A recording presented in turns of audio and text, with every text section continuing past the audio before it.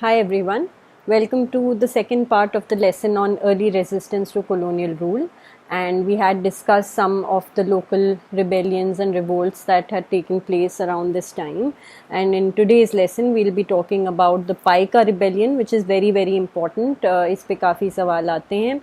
The Kittur uprising, the Ramosi or Ramoshi revolt, the Sambhalpur rebellion, among others.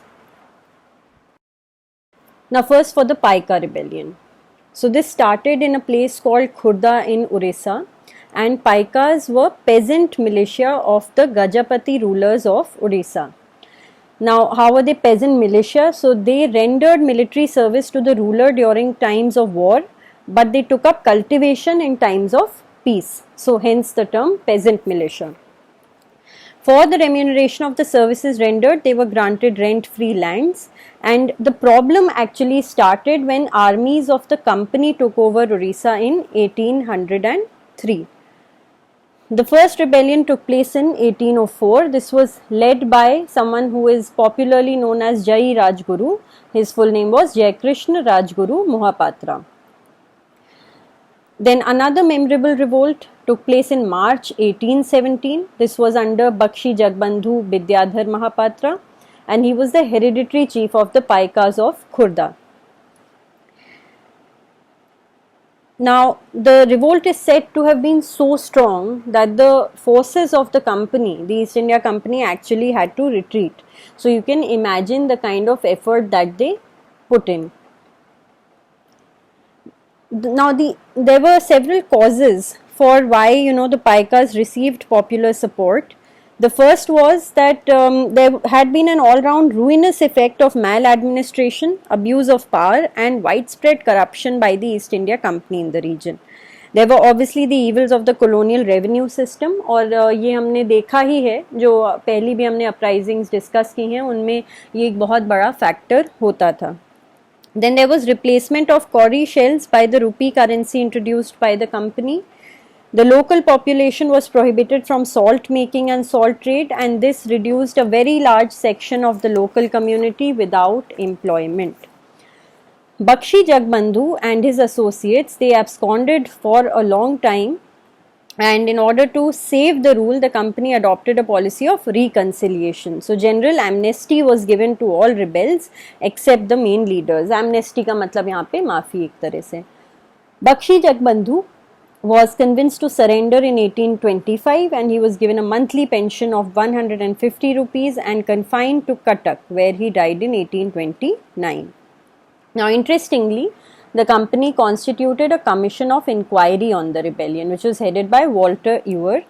And what was very striking about this report is that it acknowledged the presence of all the factors responsible for discontentment.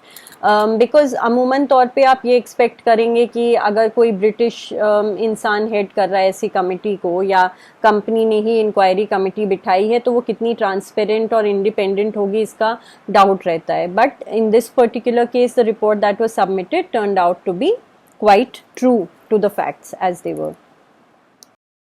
The next one is the revolt of Ramosi or Ramoshi. This was in the region of Pune, and the main leaders were Chittur Singh and Umaji. ठीक है? And apart from the general discontentment, the reason which was specific was the British annexation of Peshwa territory in 1818, and this rendered the Ramoshis or Ramosis unemployed because they used to serve in the imperial rank of the Peshwa's police. And basically, by way of background, the Ramoshis are said to have migrated from South India, and they were nomadic people to begin with. Then because of their qualities and traits and their honesty, etc., they used to work as watchmen, and then at the time of Shivaji, their skills began to be used in the police and military as well. But obviously because this Peshwa territory had been annexed, therefore they were rendered unemployed. This revolt was again very serious, and the company had to use reconciliation. The Ramoshis were pardoned and were recruited as hill police and given land revenue assignment as remuneration. So you are seeing that it wasn't very easy for the British to put all this down. ठीक है, and at all these times remember that we're still talking about the time period when the British crown had not taken matters in its own hand directly, and most of all this was being done by the East India Company. Now the Kittur uprising. In the Kittur uprising, this happened, Kittur is near Dharwad in Karnataka, and there are two people that you need to know, Rani Chennamma and Rayappa. Now Rani Chennamma, she was the second wife of Mallasarja Desai, and there were obviously general factors behind this uprising, but in 1824 the Kittur chief, who was Shivlinga Rudra Desai, he died without a male child, and the British refused to acknowledge the adopted son Shivlinga Appa as a successor. This was the doctrine of lapse.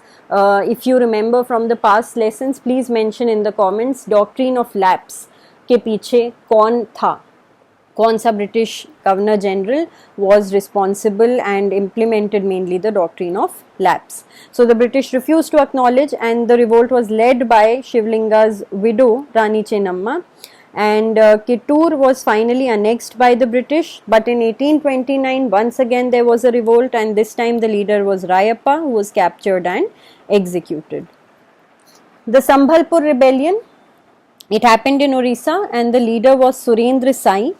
Now there was general discontent plus interference in the internal affairs and issue of succession. और हुआ यूं था कि in 1827 Maharaja Sai had died and a civil war began, basically for succession. The British, they favored the succession of Mohan Kumari, who was the widow of Maharaja Sai, and she succeeded with the support of the company and the non-recognition of other claimants under Surendra Sai. Now, why was Surendra Sai claiming the throne? Surendra Sai, who was also known as Surendra, he was born in the Chauhan family of Rajpur Khinda, and his father Dharam Singh was a descendant of Aniruddha Sai, who was the son of Madhukar Sai, the fourth Chauhan Raja of Sambalpur. इतना detail में भी आपको याद नहीं रखना है, but mainly अभी आप ये समझ लीजिए कि वो एक इनडायरेक्टली ही was claiming to be a successor. The member of this Sai family demanded the throne, being the next to the main line of Sambalpur after the demise of Maharaja Sai in 1827 AD. And a lot of the discontentment that arose was because of the fact that in those times it was not usual for a woman in those regions to take over the reins of the kingdom. So when the British did even recognize the succession of Mohan Kumari, it wasn't taken very well by the local populace. Then the Bundela revolt. Here the leaders were Madhukar Shah and Jawahar Singh, and the regions were Sagar and Damoh. The main reason was the harsh land revenue policy. And in fact, the rebels, they murdered the company's officers, police officers, and disrupted the administration. Very soon both leaders were captured and executed, and the Bundela region was annexed to the company's territory. So obviously, see, the ultimate conclusion of all these rebellions was not always in favor of the rebels, but what you do need to understand is the causes behind these rebellions, and how there were parallels running behind these causes, but you will soon find out as we discuss the conclusion that this did not mean a very uniform way in which all these rebellions worked throughout. So in conclusion, what you need to know is that in terms of totality, the rebellions extended almost across India, right? So all of India was affected. They were massive in their extent, but in totality, despite these rebellions taking place simultaneously, there was no contact between them, and they were more local and isolated. So you can see the juxtapositioning here.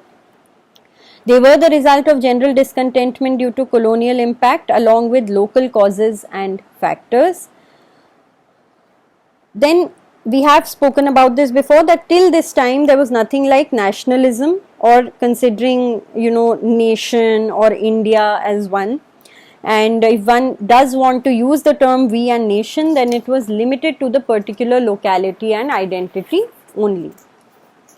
And there were many reasons behind this. It doesn't mean that people did not want to see themselves as part of one country or one nation as we see it today, but a lot happened after this time period because of the development of means of communication and transport and so on and so forth. Abhi tak ऐसे कोई खास तरीके भी नहीं थे कि लोगों को आपस में पता चल पाए कि मैं महाराष्ट्र में हूँ तो मुझे पता चले कि उड़ीसा में ऐसा रिवोल्ट चल रहा है, या साइमल्टेनियसली मुझे पता चले अच्छा अवध में ऐसा रिवोल्ट चल रहा है। ऐसे चांसेस कम थे, तो ये भी एक वजह थी। फिर धीरे धीरे आप देखेंगे कि कितनी ये जो फैक्टर्स डेवलप होते हैं, this kind of socio cultural identity that you acquire as a nation is also a function of external factors such as communication and transport and so on and so forth. It's not just an intangible or abstract feeling of nationalism that crops out of nowhere. Then the leaders, they were feudal and semi-feudal majorly, so they have been called backward looking by some quarters, but the appropriate terminology perhaps would be revivalist. Why revivalist? Because all the rebellions uniformly sought to end the company's rule and re-establish the lost world. They just wanted to regain the system as it were before, the company intervened in their internal affairs. The most important thing is that despite the fact that majority of rebellions were crushed brutally, their significance lies in the fact of showing resistance to colonial rule from the time that it was established, predating not only the Great Revolt of 1857 but also the mass movement launched much later in 1920s by Mahatma Gandhi. So this was it for civil rebellions, and we'll now move on to other kinds of revolts in the upcoming lessons. If there is any other topic etc that you're finding hard, or you want to be discussed beforehand, you can obviously mention that in the comments and we'll try our best to discuss that. All right, thank you so much.